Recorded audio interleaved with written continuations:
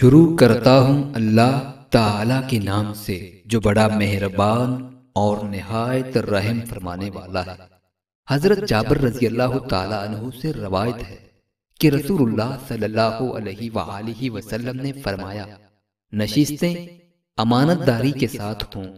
یعنی کسی مجلس میں رازداری کے ساتھ جو مشورہ یا فیصلہ ہو، اہل مجلس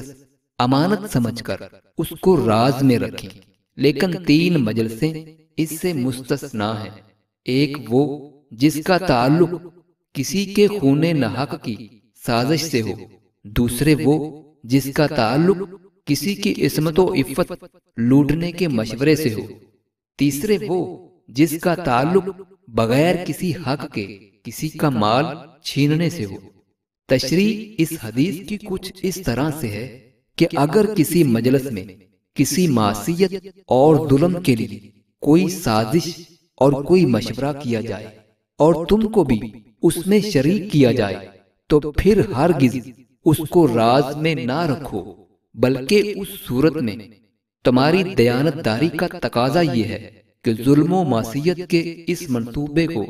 ناکام بنانے کے لیے جن کو اس سے باخبر کرنا ضروری سمجھو ان کو ضرور باخبر کر دو۔ اگر ایسا نہ کرو گے تو اللہ کے حق میں بھی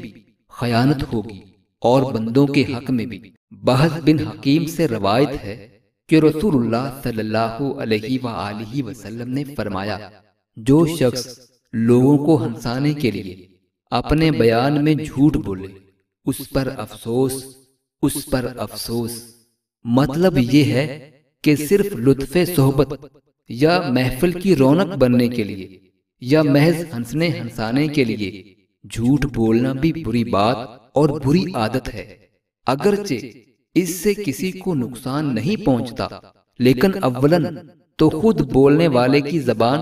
جھوٹ سے آلودہ ہوتی ہے، دوسرے غلط باتوں سے اہل ایمان کے دل میں جو نفرت ہونی چاہیے اس میں بھی کمی آتی ہے، اور تیسری خرابی یہ ہے کہ لوگوں میں جھوٹی باتیں کرنے کی جرت اس سے پیدا ہوتی ہے اور جھوٹ کے رواج کو مدد ملتی ہے۔